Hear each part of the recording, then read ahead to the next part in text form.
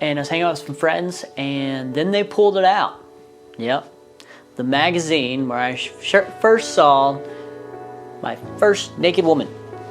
And it was, whoa, there's no clothes. Oh my, this is exciting.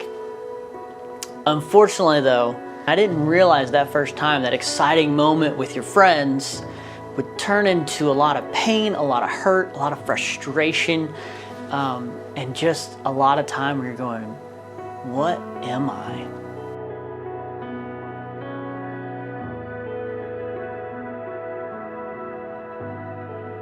And I was just 9 years old, and it was just, wow, look at that. Look at that. Flip pages, oh my. And as that continued, the friends found more of those books, and we saw more, and I can still remember that day and that first image. And now I'm 34, which is just crazy to me that I can remember that still so vividly.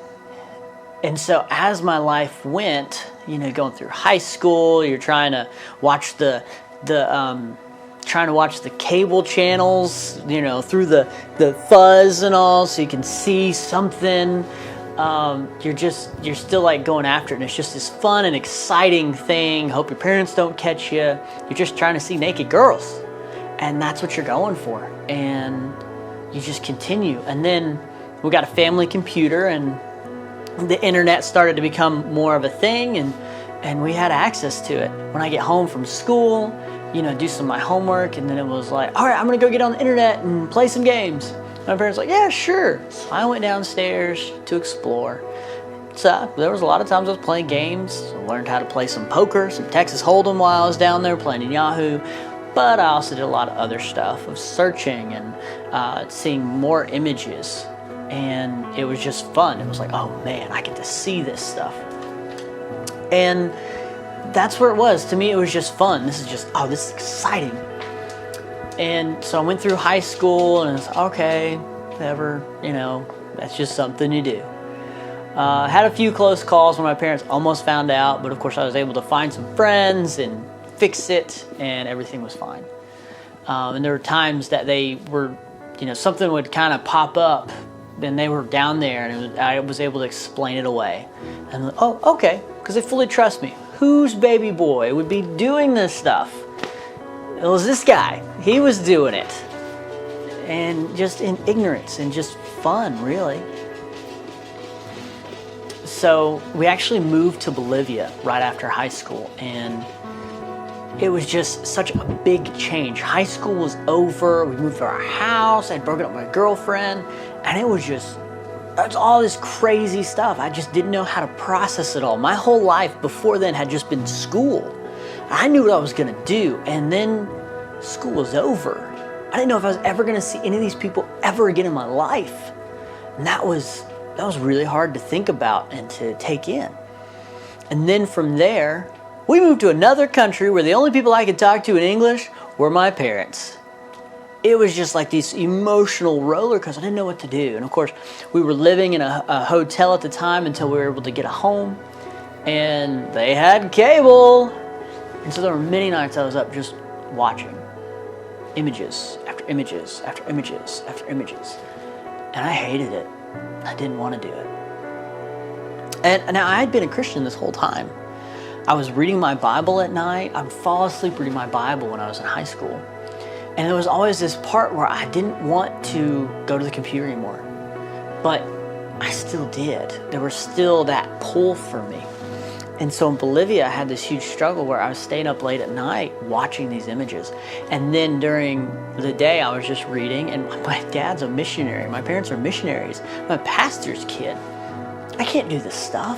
My parents are so bought into Christianity. We moved our whole world to another country to change all of it because we believe in this so much. Luckily, while I was down there, God really got a hold of me. And it was one of those nights Dad was preaching. He was preaching in Spanish. I heard him in English. That was a really big encounter with God for me. It was just like something changed. After that happened, the Bible became interesting to me. Church services came alive. It was so cool. I loved it.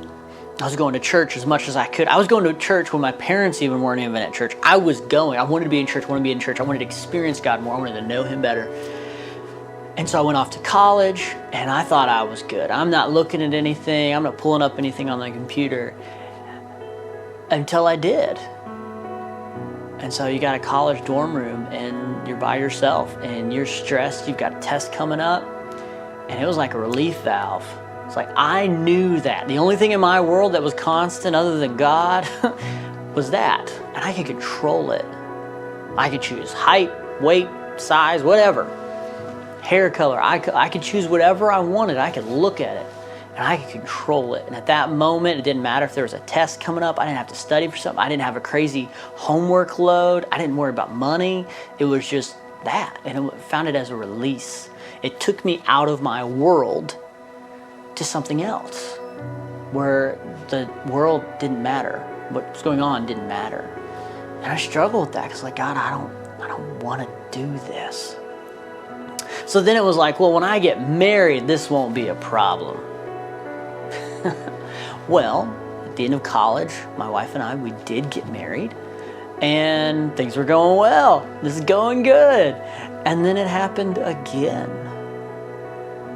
It was just, oh no. I remember at one point, my wife was upstairs, ready for us to be together, and I'm downstairs on my phone, looking at images again. It's like, this is nuts. Why can I not get rid of this? And I explained to my wife, you know, she knew this was going on. I'd explain it, and I'd feel horrible. I'd feel so embarrassed. I'd feel just, you're this crazy monster. You can't control yourself. You're hurting your wife. You're hurting yourself. What are you doing, Johnny? That's how it went. I mean, I'd do good for 3 months, and then boom, done. I was like, goodness, I can't do this. And what really made the change, my wife was always very supportive. Of course, there were fights. There were times we were just going, something's got to give. She never gave up on me, and we prayed a lot about it. And then we went to a service, and because I felt like I was just like this monster that couldn't control himself, just, why can I not do this? And we went to church. We were at Church of the Highlands, and we saw Craig Groeschel get up there in a church of 40,000 people, and he said, hey, I've struggled with this. He had struggled with porn before, and it was like, oh my goodness. And instead, I was worried that people would look at me or look at somebody like that were struggling with it like as a monster, as a freak. Like they're just gonna go, you're gross, get away from me. And I looked at him knowing that he had struggled with that as well. And he was clean. I looked at him and I didn't go, you're sick, you're gross, what kind of human are you? It was, oh my gosh, he just said that from stage instead of 40, how many people? 40,000 maybe. And instead of looking at him as a freak, I looked at him as, wow. They didn't throw him out. People actually were going, hey, I'm right there with you, man.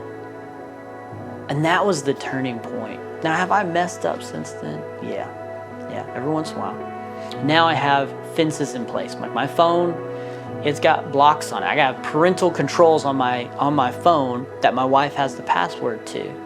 And you would say, oh, well, you're not a man. You're not free. It's like, I don't need to be free.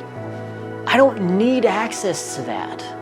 It actually makes me feel better to know there's a fence there. There's a block there that says you can't go this way. That's why we build fences in our house. We know exactly how far we can go, and everybody else knows exactly how far they can go before there's something wrong. You cross that fence, you're going to deal with that homeowner or their dog going, what are you doing inside this fence? And that's how it feels for me. So we still learn those triggers. My wife and I have talked about this. There's some shows like, I can't watch that. Why? That girl used to be in those images, but she's on normal TV as an actor. A lot of them get their start through that. It's almost like a rite of passage. Can you do this? All right, well, we can hire you for that. A lot of movie stars and all, they put them through that. It's horrible they do that. And it's like, babe, we can't watch this anymore. Why? Because I've seen her. Why? What? How? she did porn before she was a movie star, or she almost done porn as a movie star to some extent. Some of these movies are terrible. So we've learned those different things. We've learned those different triggers, you know, trying to bounce your eyes. Oh, that girl's pretty okay. Don't look over there anymore. And it's still a road. It's still something I struggle with. I fight with. It's not, I can't put my guard down. And it's a way to, and knowing if I do, I could lose my wife. I could lose my family. And it could destroy me. But fighting, I get to keep my wife, I get to keep my family and go further and further and further and help other people who are dealing with the same thing. So, guys, that's my story. I'm now 34 years old. Am I perfect? Nope. So, don't worry. You're probably not perfect either. This is my story. And it's still continuing. So, until the next one, see you guys.